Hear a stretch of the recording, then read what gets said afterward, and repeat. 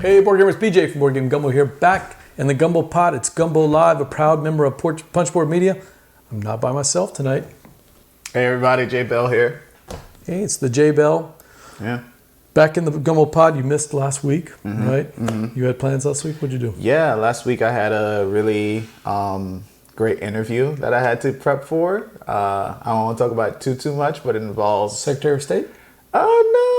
No, not Secretary of State. But You in general? That one's next year. Okay, next year. Yeah. One step at a time. One step at a time. Yeah. No, this interview involved black and white animals. Oh, you're not being cagey at all. Wow, that's a big hint. For anybody that pays attention, that's a big hint. Yeah, but it went well, right? Yeah, I'm excited to see what comes of that. There's still more work to be done there, but yeah. Well, you didn't have to manufacture an excuse to visit with these people, so... What? Yeah, you're right. You didn't have to come up with one. Yeah, I didn't have to for a real job. Excuse. Oh my gosh. So it was Halloween this past weekend. Yes. Did you do anything? I had the Grand Bugs over, and for the first time in our neighborhood here in the Gumbo Pot, we handed out candy, and I ran out of candy for the first time in probably 15 years. Nice. I moved from a neighborhood where, when we were there was a lot of young couples, but then as people got older, they stopped doing that. But cool. this new neighborhood has tons of young people living here, and not only that, we're surrounded by a bunch of neighborhoods. So we had people not from our neighborhood, which again, I'm not used to with trick-or-treating. We had people from outside our neighborhoods that just came in, they parked their cars in the street, walked up and down. We saw... That's super cool. I saw a lot of Master Chief. I don't know if you know Okay, yeah, Halo. Yeah. We saw a lot of that. We saw some Captain Marvels. Yeah, that was pretty cool. Okay, So obviously there's some Marvel people checking in there. Steve checking in. Hey, what's up, the name Father? I don't think it ends in Soros. I mean, it can when you think about it. When you think about it, it can definitely end in Soros. Speaking of Soros, there was one Halloween that I worked for a leasing company for college students, and I dressed up as a giant dinosaur. Okay. And I was like walking around, you know, the inflatable ones. We had one, yeah. With the wobbly head. It wasn't a dinosaur, but it was something like that. Maybe a Snoopy or something that was walking around. Yeah.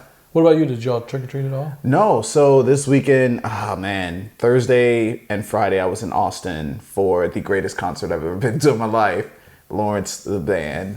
Steve, remember Lawrence that he got us on our little running playlist? He saw them live. Yeah, man. Steve, it was amazing. Yeah. Absolutely. If you could describe the music, what's the genre? So Lawrence is this, the Heartburn song, Steve. Yeah. Yeah, what a good memory, man. Yeah. Nice. Lawrence is this New York-based. They're not new, Horns, but they're undiscovered. They're funk pop, like Steve says. Yeah, they're definitely funk pop. They do some little bit of like smooth sort of R&B. When I think of Frenchman Street, I think of a band like Lawrence. They would fit in right there, playing some New Orleans style funk, right? House music. I mean, just. Do you remember on the Heartburn song where there's the synthesizer? Yeah. So the guy who they featured on that song, his name is what is his name? It's like it's not Schmitty, but his band opened that night. And so he was using the synthesizer. It's like a little tube that he put in his mouth and like playing the piano. I'll have to show you some video. It's super, super cool. Well, I'm old enough to remember lots of players that used to do that. They had a mouth thing that would connect to it. Steve, help me out. What was the name of the guy? There was a big R&B artist that would use this in all of his stage acts and his songs. Are you talking about T-Pain? No. I thought you were talking about the 80s. No, I'm talking about from the 80s. We're talking Peter Frampton era. Hey, it's Mitchell. Hey. What's going on? Wait, I think I know this Mitchell Prudhomme guy. He sounds familiar. Really? Like he might be someone you'd invite over for games? Yeah, when you're not here, right. I actually texted him. If he'll be honest, I texted him. I was like, well, it's first time chat. Oh, neat. I think he was from Board Game Battles the other time. No, I was just saying, I see what he was using this other thing. I was wondering why it said first time chat. That's neat. So yeah, no, it is a MIDI interface. It's a MIDI interface between the mouth thing and the keyboard. But there was a big R&B guy that did that in the 70s and 80s. Peter Frampton did it a lot with his guitar. So you'd see all that stuff. Yeah. Yeah, Mitchell, thank you for coming in last week. I actually texted him and I was like, hey, Bradley couldn't make it tonight. You want to jump in? He already had plans. So he got you to play Red Cathedral. It was awesome. It was awesome? Dude, seriously. So it was better than Seriously, I like that game. Dice Forge. Oh, there's no question, man. Oh my gosh. I'm Team Mitchell on Oh that. my gosh. Hashtag Team Mitchell. Dice Forge. Dice Forge is a really cool mechanic wrapped around a game that's just okay. And then you have to put it away. Oh my God, it takes so much. I love the organizer for Dice Forge, but to be fair, I do enjoy it more on Board Game Arena where they change out all of your faces for you. Oh, absolutely. You know, that part is a little bit of a headache. But the game itself, I don't know, kind man. of forgettable, right? So I haven't played Red Cathedral, but I know in every single game of Dice Forge, I'm like, I wish I had one more turn. And as Bradley says, that's how you know it's a good board game. Yeah. You wish you had one or two more turns. If Mitchell were here and he had both games, and by the way, I've got Dice Forge right over there, so still unwrapped. If my nephew's watching, it's not that I haven't unwrapped it because I don't like the game. It's not that. It's that Sagan already has a copy of it in the Southern Board Game Fest. Okay. So I never needed to pull it out because Sagan brought it every week and would teach it. I just find that there's a lot of games to do better. Speaking of Sagan. What's up? We got to get Sagan over here. Yeah. Sagan wants me to play Avatar Pro Bending League. Because you're a big Avatar guy. Yeah. And I've heard mixed things about Avatar Pro Bending League. That's the movie with the blue cats and God, no, BJ, no. No, it's also not the M. Night Shyamalan movie. The one that's the movie doesn't exist. Anyway, we're getting off on an Avatar tangent. But yes, I want to play Pro Bending League. I see blue cat people. Oh my gosh. Right? That's right. Yeah, sure, BJ. That's a different kind of Avatar. But going back to Lawrence really quickly, yeah, they opened. That was a great segue. Sure, Blue Cat People and a New York funk band. But the Positive Agenda is the band that opened for them, and their lead male vocalist did the auto tuning for the Heartburn song and a whole bunch of other songs. Phenomenal band. Phenomenal. Check out Lawrence. I'll tell you, good running music, good just chill music, man. Yeah. It's really cool. Yeah. I gotta admit that. And you got to see him live. That was awesome. Yeah. So no Halloween candy at all then? No, well that was Thursday, Friday, and then Saturday, Sunday I was in Beavers Bend / Broken Bow, Oklahoma. Oh, yeah, I've been there. Yeah. I've done some kayaking there.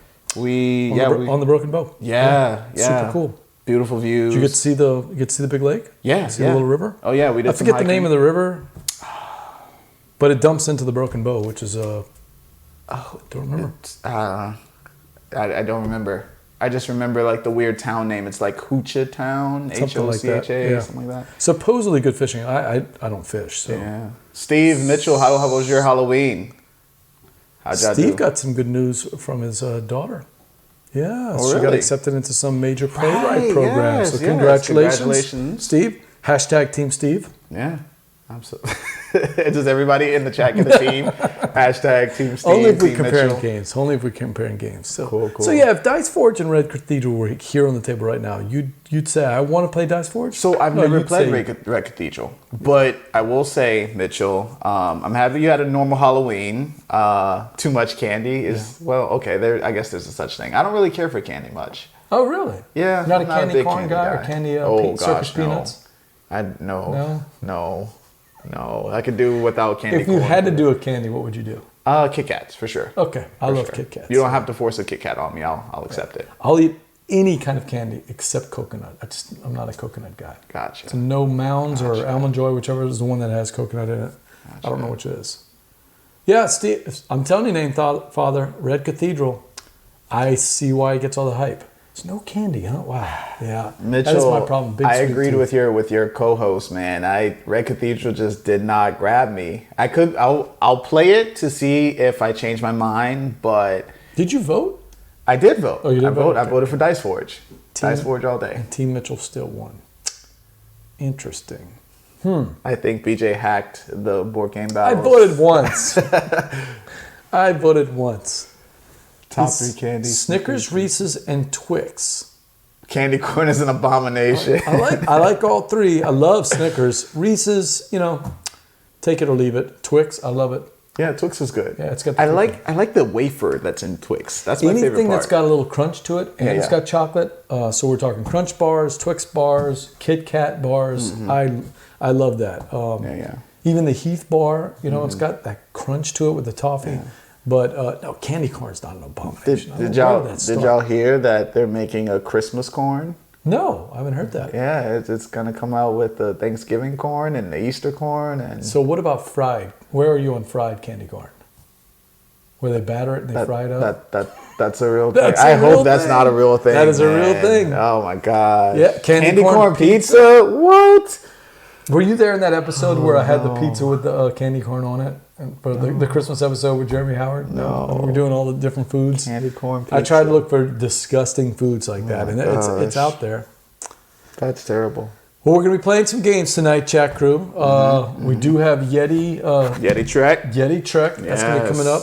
Yes, if Jared can make it, we'll get Furnace going. If not, we are thinking Mandala Stones maybe. Sure. But we thought we'd also break out some games that I've recently got and get your graphic designer expertise on some of these games. All right, sure, yeah, So yeah. We'll do some unboxings of some games real quick, and get Jay's never seen these games, and I've never opened them. Well, I've glanced at, like, I've seen them in your place a little bit before, some of them. Okay, but yeah. So let's see what we got. So the first one we're going to take a look at is BJ from Game Gumbo. We're unboxing Bat Flip.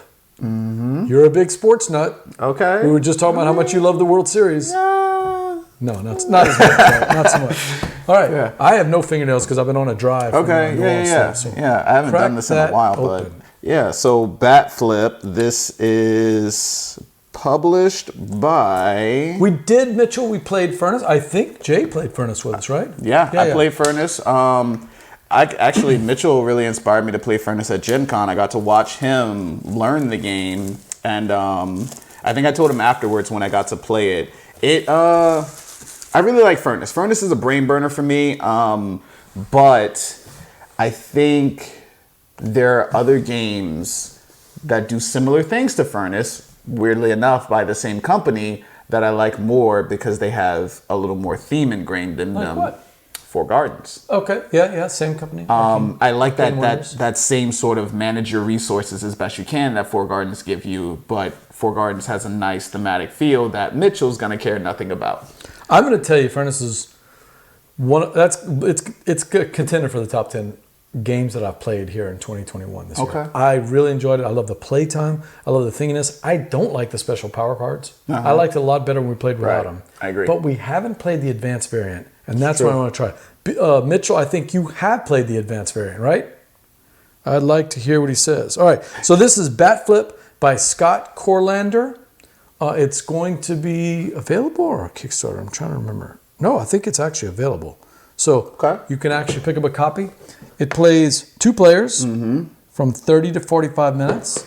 Tell me what you think, man. Let's take a look inside. What we got in. I really like the box art. First of all, these baseball players, man. They look really, really well illustrated.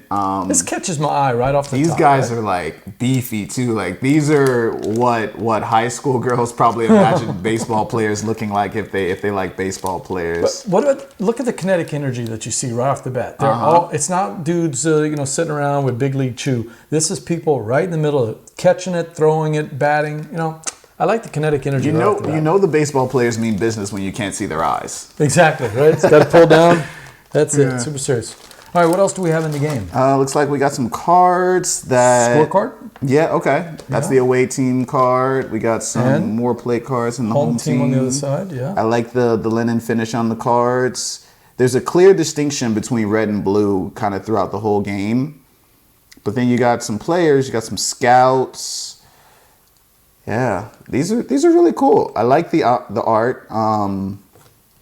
Be really interested to see who designed. There we go. Now we got a nice close-up shot. Who designed that? Yeah. These player cards. That's really cool, man. It is layered. Like it feels like sports kind of highlight photos, kind of like baseball trading cards. Very kinetic energy, kind of in motion. It reminds me a little bit of Hamu's style that he tries to draw with for Hoop Gods. I can kind of see that. Guys catching and rolling and throwing. Almost caricature style, which Hamu is amazing at, right? Like He takes the fun parts of a person's personality and he kind of exaggerates it where it really stands out. That takes skill to do that. So think in terms of smash up. This is you're going to take a team or two, you're going to smash them up together and create like this all-star team of players. Okay. And you'll play 3 innings. It's going on Kickstarter in 2022, 1 to person. No, not the barge though, Steve. That's a good call. I actually saw this guy in concert. He opened up for Ready for the World, which I saw in like 85 or 86. So these are people way behind your time. So yeah. Ready for the World, you're probably not familiar with. No. Yeah, it's 80s R&B music. So. Mitchell said he likes Furnace because he's bad at bidding games, but you win because you get rewarded for losing the bids. That's what's so diabolic about the game. Is Jay putting that 3 on there because he's trying to sneak a win on that card? Or are you trying to triple your resources? That is a really, really good quality about Furnace. I will give it that. But back to these cards. I think they're following, the standard of when most players play their cards out. You got to be able to see everything that's important. You got all the stats right there on your left-hand side. Looks like it's batting, probably recovery. Yeah. Right. Some defense running. On there. Yeah, you got some good stuff on here. Oh, it looks like you can combo up some of the cards too because each one of the cards is going to have a cool little special power. Is this deck building? Deck shuffling, like Smash Up, right? Okay. So I haven't played Smash Up. Oh, okay. I'm sorry. I thought you had played it. So in Smash Up, they have hundreds of different types of decks, right? And each one has a particular strength. You take this deck, which might be really good on Magic. This one might be really good on Power. This one might be really good in affecting other players. This one might be a mill deck. Yeah. And you take the 2 that you like, smash them together, and that's your deck. You shuffle them up. So you know what's in there, but can you make them synergize together? And that's what this is going to be, a bunch of different decks of baseball teams. You pick the one you want based on, I want to get one that's got a lot of hitting and one that's got a great defense. Yeah. Or maybe one that's got really strong pitching and they're super fast. We can get on the base paths and you'll smash them together. So I will say, BJ, I am not, when it comes to sports, I'm not a huge fan of baseball. I think this is because I had no hand-eye coordination when I was little. So baseball wasn't my sport. But this game, the art in this game really makes me still want to play it. Like, this could maybe pull me into baseball. I don't know, but... Yeah. I'm digging the art too, man. It's really good. And then you got people of various size. Like, the baseball players are not all one body type. I think that guy likes a Abita root beer. Yeah. I tell you, I think he's had a couple of Abita root beers. Yeah. One hero. Yeah. Yes, I like it. Yeah, this is cool. I like this a lot. All these cards. See how they have, each one of these are a different team, right? So you'll pick the 4 players that you like, this a particular team. Maybe one of them has strong defense, one of them's, fireball pitchers, and you'll smash them together, and now you've got your deck. Yeah, these team names are crazy too. This one's oranges, like beefy oranges. We got some guys. They're from New York. It looks like, the New York Moneybags. Oh, nice. Okay. Yeah, the team names are all on there. Steve, being a Red Sox fan, he knows it's the New York Moneybags. It's always been like that. So they're kind of playoff Steves of the different games, of the different teams that are already there. Looks like the Philadelphia Phils instead of the Phillies. Diesel Durant. I mean, that looks like the Juicers. He plays on the Juicers. That is cool. Some of this artwork is really, really good. He's got the sideburns, right? We see that all the time. Yeah, Steve, it's definitely action shots, man. They're moving in these photos. It looks really, really cool.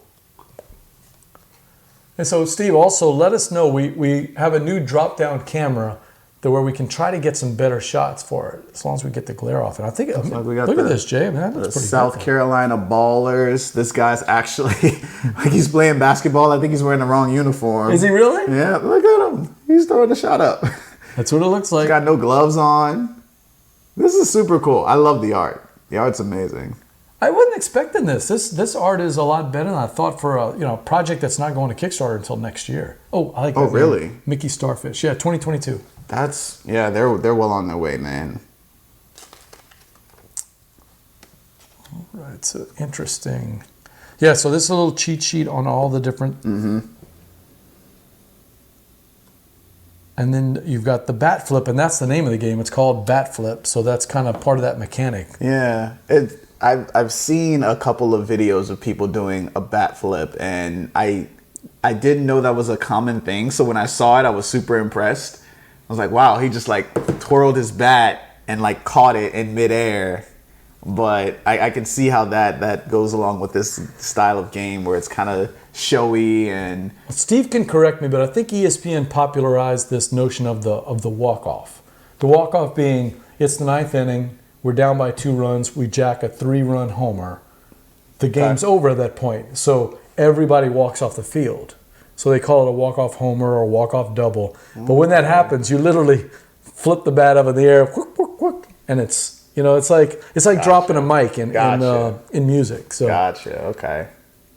yeah, the text is going to be tough. It might have been John Miller. Yeah, it might have been John Miller, a longtime baseball announcer. So the text is pretty tiny. That's something that we would have a lot of trouble showing, right, Jay? Yeah. It's clear. It's really clear from like looking at it in person. But BJ, what's an overview of like the gameplay? So once I got my 2 teams smashed up, what am I doing?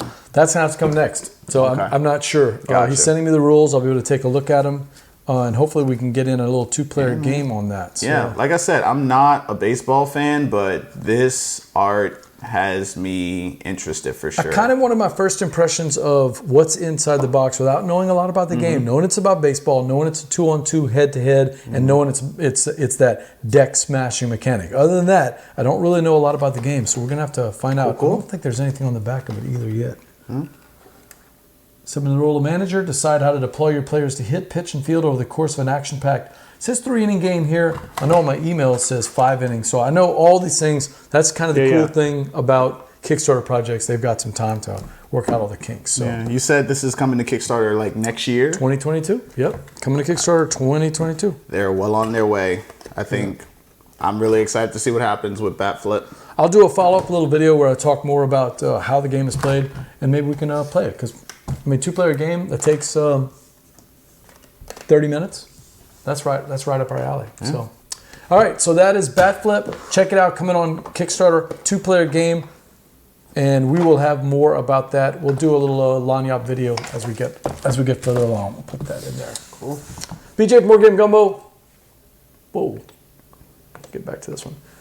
BJ from More Game Gumbo. I've got Jay here. Hey, DJ Bell is here. Jay, I know one of the games you love. Man, I see that name and... What's his nickname, Steve? What's his nickname? Good old Cark Shark. The Cark Shark, which, by the way, we're spelling with S-H-A-R-C now, see? Yeah, the Cark Shark. Yeah. All right, so take a look. You and I both love Carcassonne. We're big fans. I saw this on sale for only $15.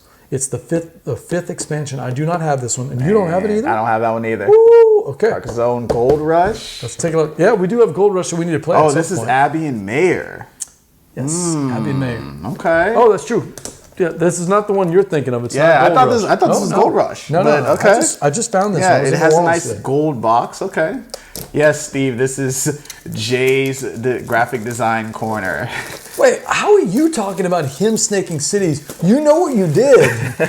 I had the fields laid out. I thought you said won that right? match, BJ. No, he snuck in 2 of them on his last 2 turns to outtake me 3-2. That was like a 25-point swing. Thank you, Steve. I appreciate the win. Oh, man. Hey, Davey T, what are you doing over here? You're supposed to be here, not there. Davey TD checking in the house. Oh, man. So you know the Astros game is going to be 5 hours long. You could still make it in here. All right, so tell us about Carcassonne, Abbeys, and Mayors. So before I tell you about Carcassonne, Abbey, and Mayor, I'm going to tell you about Carcassonne because Carcassonne is my #1 favorite game. Sure. And just like even opening this box and seeing these tiles, like I'm instantly just thinking about how much I love the game. Because it's so expansive, right? With every single expansion. Steve thought I didn't notice that he did that thing. Yeah, I did see you do that thing. But go ahead, Jay. With every expansion, you get new tiles. You get, like, look at this, BJ. This has a bridge, the 2-way split, and then another one with a shield. That's cool. Like, so wait, the shield is on that one, you think? Yeah, not and on this that's one. a whole different city. So like you could, oh my gosh, the possibilities. And like, look at this one. It doubles that. You know what's weird too? Do they normally do this? They've never had a bridge. But no, go this over actually makes a picture. Let's go to the full board and I'll show you what I'm talking about. Look, it actually makes a picture inside the picture. I don't remember. Do they normally do that? See how the road extends to here and then to here? Yeah. It looks like all of this. Look, this is one city connecting to my this. favorite game. Oh, that is pretty neat, man. So, Mitchell, to answer your question, there's so many good games. Why is Carcassonne my favorite? Like I just said, Carcassonne is almost endlessly expansive. Like, you can continue to make new tiles and new interesting ways for players to play the game, like with dragons and princesses, where with the dragon, you can actually move it to disrupt what your other opponents are doing, knocking some of their meeples. Like, there's just so much you can do with it. The river, all of the different things. I did find the Princess and the Dragon is better in person than on BGA turn by turn because you kind of lose sight of what you're supposed to be doing with the Princess and the Dragon. Yeah. But in person, everybody's watching where the dragon's going, right? Yeah. I did find it better. Yeah, like look at this. I've never seen a circular road. Like it doesn't close these off. This is one continuous road. Oh, you're thinking that's what it is? Yeah. Like what? No, it's not a dry. What are you talking about? A dry Euro? Carcassonne is still in my top 20, Euro? probably top What? 10 for me. I'd have to double check. I haven't updated the list in a while. Okay, so far, just looking at the tiles, we're seeing some new designs just right off the bat with the I tiles. noticed like this the one flower has garden here. 2 shields on it. I've never seen 2 shields on one. That's a lot of points. That's big points. This is something I'm not familiar with. It must be a new That New sort of is piece. the Abbey. Okay. So when you're placing the Abbey, you do not draw a land tile at the beginning of your turn. Instead of drawing and placing a land tile, you place your Abbey in an empty space surrounded by other Oh my gosh. sides. So it breaks the rules. It may be only used to fill any hole, right? That's so And what's depicted on the 4 adjacent tiles doesn't matter at all. It always fits. But if there's no hole, you can't place the Abbey. Right. So, So it has to be surrounded. if you have that Abbey tile, you need to think about where Like you're I going to put said, it. Mitchell, ever expansive. One of the ways to play Carcassonne is to like trap your opponent in this space where they can't play a tile, right? Where they're just kind of stuck and their meeple might get stuck there forever. And then you get the Abbey, where you can just drop that Abbey in there, freeing up your meeples. Now, when you this drop is- the Abbey in, guess what else? It becomes a monastery. So you can actually put a meeple in there. and look, you've already my got God. a guaranteed 8 points if anybody leaves that hole. And you so can't block the good. hole off because it fits anywhere. But yeah, Steve, the circular road does not end on the tile. Yeah. Instead, it branches into all directions. So this is a way to really get an extension of a... So that would mean that all the roads here would all count. They're all connected. That makes They're the all roads connected. really powerful if you're not paying That's attention. so good. Somebody could be building out roads all over and put them together. All right, so what's the last feature that we get with We it? got some big-footed meeples. So I we got- imagine those are the mayors. So we got the barns. So this must be the barn, right? Uh-huh. Yeah, let's see if we can see the barn there. The barn, yeah. So we've got the barn meeples There's the mares, and then there's like a cart. and the wagons. The wagons. Okay. All right, so there are a bunch of different. Let's see. The Beautiful mayor. box You could inside. place the mayor instead of placing a meeple. It may be only placed in a city with no knights or mayors, and all other rules apply. So, you know, Okay. he's kind of that. Is he a 2-value meeple or a 1? Each mayor has the strength equal to the number of coats of arms in the city. Because the more prestigious the city is, the better he is. Wow. So he can, Oh my god. somebody could really, I can imagine, Steve's got my like God. all of his city covered. There's 4 here. Jay's got 3 here, but there's 5 shields. And BJ puts 1 mayor, and now he's winning the whole city. See, Mitchell, ever expansive. Like the shields were part of the game from the beginning, and then they just decided, you know what, we're gonna throw in this mayor that lets you. Oh, that's so powerful. When scoring a city, each player adds the strength of the meeples in the city, and the player with the highest strength scores the points for that city. In case of a tie, all tie players score. So That's so cool. the value doesn't change with the mayor. It's just that the mayor becomes the strongest, you know, with all the different shields. Yeah. And then, of course, you get it back. So that's pretty cool. I like the mayors. The barns you place instead of placing a meeple. If you place a tile that creates a junction where 4 tiles connect, like this. So it'd be Oh, like, okay. yeah, and we've seen that before in the safari mechanic. they had kind of that same thing where you'd put the little Gotcha. circle So there. when 4 tiles butt up against each other, you Yep. can place. You can place your barn directly on the junction, and when you place it, what does that do though? Oh, so it changes the farmer scoring. If there are farmers in the field where you place your barn, the field is scored immediately.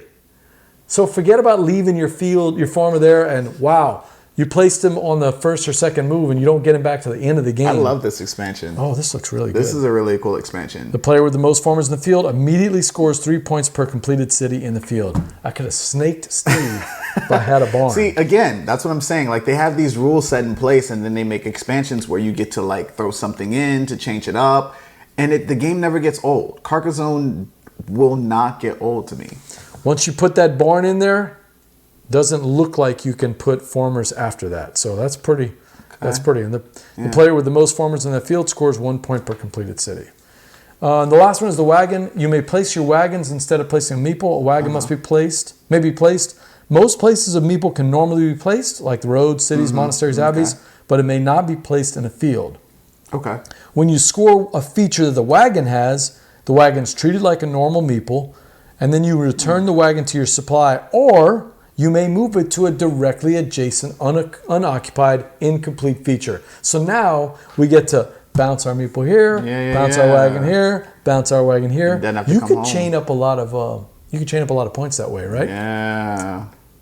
Adjacent in the case means that the features on the same tile or orthogonally or diagonally adjacent to the tile. Wow, if you really thought about your planning there, you could have a monastery, and then you could have some roads that lead into a city. Oh, I could see some. This is really cool. Yeah, I could have kept the fields. That's right. Yeah, remind me again, Steve. So, yeah. Snaked me. And then in the box, you got this insert that's beautiful. Which is going to go right in the trash, right? No, I wouldn't. So I have the big box, actually. I have the Carcassonne big box. And surely enough, pretty much every Carcassonne ever made can probably fit in that box. I don't think I have any of the boxes left. Yeah. I put all of mine into my main Carcassonne little box. So, and I got rid of all the little boxes. They were just taking up space. We're gonna have to do one day. I'm gonna bring the big box and we just play every single all the tiles. We could find out. Yeah, 2-player game, right? I'm cool with that. Carc a day. Carc day. We could, as Jake and Danielle from the Draft Mechanic used to say, we'll get into the Carcassonne. Wow, I like it. The Carcassonne. All right, so that's Carcassonne from Z-Man Games. The Abbey and Mayor edition. So Plus One Gaming in New Orleans is moving, and they were having a little sale on some of their stuff. So I happened to see this. Amazing. It was pretty nice. So speaking of friendly local game stores, we've got some news about ours. Anubis is expanding. They're gonna have a bigger gaming section. If anybody has it going recently, Jay, their board gaming section is huge. They've added a lot of games. So if you're looking for some of the newer games, I've found a lot of new games there. I've got Unfathomable on order from them. I should be getting it in a week or so. But the fact that they're doubling their space is going to be awesome for local gaming. Yeah. It's been a while since we've been there though. But yeah, 6 months now. Yeah, since July. It's been a while. So it'll be nice. Things are finally kind of settling down here in the city. So I feel like we can get back to doing our Wednesday night gaming over there. It'll be fun. One last one. BJ from More Game Gumbo here. Oh, shoot, I got the wrong camera again. BJ from More Game Gumbo here. I got J Bell. Hey, y'all. And we're opening up some games here while waiting for our game to start. We've got a new review game thanks to our friends over at Blue Orange Games who sent us Neoville. I'm a Phil Walker Harding fan. That's kind of hard to say altogether. Phil Walker Harding fan. If your name's PJ, yeah. Yeah, exactly. Mine's only 2 letters. Yeah. Have you played any of his games? Sushi Go? Yes, I definitely have. Yeah. Imhotep? I was about to say I don't think Sushi Go is the one that I've played before. I have played Sushi Go before, but yeah. Steve is the big fan, so he can name more of Phil Walker Harding's games than I can. Let us know some more of them, Steve. I can't keep track of most of the games I've played, except I am updating my BGG list. That's something I did this week. Really? Your actual collection or your playlist? My collection, and then also the wish list, want to buy list, because we're doing Secret Santa elf thing. I have not updated my top 10 there on BGG in a while, so it's time to do that. I do constantly try to re-rate the games as I play them more often. Yeah. Some games go up, some games go down, you know. For instance, you know, Emotep was probably an 8 or 9 when I first played it, but yeah, it's probably settled down a little bit after that. I haven't played Cacao. Same. Me neither. No. If I've played it, maybe on BGG. Silver and Gold I like. Yep. Yeah. Silver and Gold's a really good one. And I like it because my wife likes it also. Yeah. So yeah. Does she beat you at it? Yeah. Yeah. Usually. Kristen stomps me at Silver and Gold. Pretty regularly. So. Barron Park. I always forget that Barron Park is Phil Walker Harding. I love Barron Park. Gizmos. I haven't played that one yet, but y'all said I would love it because it's similar to Potion Explosion. Yeah. It's okay. Sagan likes that a lot more than me. So. I can't remember if I played Archaeology. I'd have to look on BGG.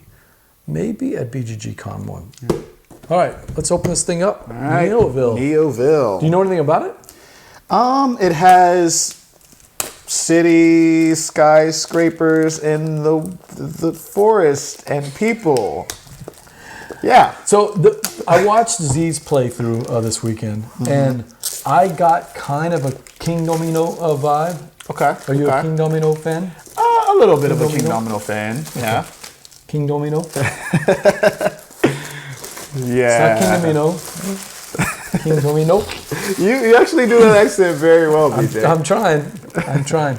So in Neoville, okay, the artwork is awesome in person, but it's really giving my camera fits. I think because, you know what it is? It's all that. It's the UV reflective ink. UV spot. Yeah. So I think that shows it off a little better. Yeah, that looks good. Okay. All right, so let's see what's inside. Yeah, so we got a rule book here. On the rule book, we see like a nice little terrarium, sort of greenhouse vibe, a house with a windmill, and then we got a rover car. So we kind of know what the game is about just from the cover and from here, right? Yeah, you're building some kind of city.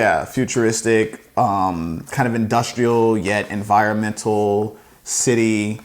And that looks like the whole rule book, 8 pages. Yeah, you got Big eco type. mobiles, windmills, biodomes, parks. Okay, so you're managing some things here. Got a whole bunch of punch outs, and this is one part of the game that like I was curious about. So you're building a bunch of standees, right? Yep, So you got these skyscrapers and utilities. Yep. You got all these skyscrapers, right? And when you sort of get all this done, when you're playing the game, you're gonna have this kind of cool 3D city. Yeah, this 3D city sort of as you're playing the game. I'm trying to show the back of it. Yeah, so you get like an idea of what you're gonna be playing with. Now, I'm kind of indifferent, like because they're square and then they have some with dome roofs and. I don't know. I wish for more. As a graphic designer, I'm like, okay, do you think that's because it makes it easier to see, okay, these are utilities and these are skyscrapers? For sure. Maybe? For sure. Yeah. So but you're saying it kind of breaks up the so the aesthetic? This is me wishing there was a better solution to that differentiation, yet still making it, cost efficient. I'm sure, this is much easier to print in squares and domes than die cutting every one of those. I'd see what you're saying though. That would be neat if that all would be these would be so die cut. cool if every building was cut out in its shape. And I know that's not a very feasible thing. And so that's why I'm kind of like, I hope the gameplay sort of picks up where that doesn't fulfill it for me. But it looks like it does because you're managing a lot of different things. You got terrains, you got building types that you're building. Each one of those scores differently, it seems. Yeah. So Neoville is looking for architects to build the perfect city of the future, a city in harmony with nature and dedicated to its population's well-being. Are you up for the challenge? That's kind of a cool theme, trying to build it harmoniously. So on your turn, you're going to have these tiles, and this is where it kind of reminds me a little bit of King Domino, although that's about it. It's got that mechanic where you're putting things that are going to make little districts, right? Yeah. And then I do like the art on the back side of that. Show that. Yeah? Yeah, that's kind of Oh, neat. yeah. Yeah. The Neoville logo. Right off. That's basically a shrunk version of this, right? Yeah, you get the box on the back of every single tile. That's kind of neat. I like that. So you're betting, though, if I want the big points of this skyscraper, I got to get 12 all together in that district. Okay. But everybody's going to know as soon as I pull this one off that I'm going to be working toward this to try to score it. I see. If you don't score it by the end of the game, it's negative points. Oh. Okay. So that's interesting. That's interesting. Very thinky, very kind of risk reward. So one thing that I'm noticing on the tiles is that there's a bunch of unique features on them. Like one has a basketball court, one has like looks like maybe a tennis court. There's sports and utilities, right? Yeah, sports and parks. I'm sorry, that's what I meant to say. Yeah, these are you really can't place your skyscrapers on the sports areas or the park areas, Gotcha. but there are ways to score those. So it's got to be placed on a terrain square type that matches its own type. So you'll place soil for the earth, grass for the forest, rocks for the stone, water for the waterfalls. The whole city is going to be no more than 4 by 4 sides. So you're going to have to kind of plan well as you're building out that city. Is it communal or you have your own city that you're building? Each person has their own city. So if everybody's building a 4 by 4. Yep. And it's basically place a tile, and then there's a market of tiles, and you pick one back up. Yeah. Wow. Yeah, so you choose a tile in your hand, add it to your city face up, just creating all these little districts. So maybe I want to put it like this, and now I've got this cool little district, right? Or get these water to line up. Look, now I've got a 7 district, right?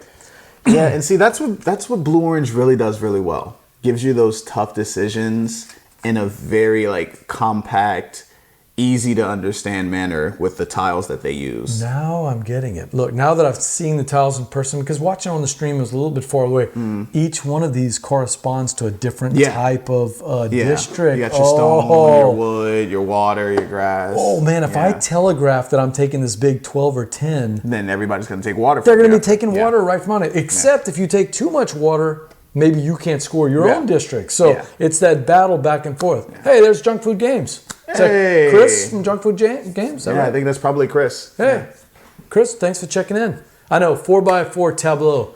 I've never played Limes or Limes. I haven't played it yet. Okay. But I know Steve's a big fan of that one. So yeah, we're. Hey, there it is. All right. Well, Chris, thanks for checking in. It's BJ. Yeah. We got the real J Bell, J Bell here. We're gonna be playing. And we're about to play Yeti Trek. Anything else that pops out to you about these? You got to admit, the 3D version of the skyscrapers and utilities are going to be fun. Yeah, right? Between the art for all the buildings and just the different landscapes and all the detail that went into this, I'd be excited to play it. And I think it would probably allow me to ignore just that graphic design. Well, if it was a deluxe version, I'd be like, yes, die cut every one of those trees and those roofs for me. But yeah. Well, let me throw one more kink on you. So we're building these districts. We're trying to get water districts and earth districts and all that stuff. But the utilities are different. And you can see some of them. I'll show you, Steve, real quick. You're trying to build them in spatial patterns. Oh, okay. And again, I can only take one, a skyscraper or a utility. Which one am I taking? Am I working on patterns? And telegraphing to everybody else? Okay, so this is what I'm doing? There's multiple paths to victory. Exactly. Okay, that's cool. That's the harmony part where you're trying to get these things. That levels this up from King Domino for me. Oh, absolutely. Yeah. This is definitely more thinking. Yeah. All right, so I'm going to learn it. We'll see if we can play it on stream. This actually looks pretty good. I want to thank our friends from Blue Orange for sending us Neoville. Look for that coming up on a stream pretty soon. Yeah.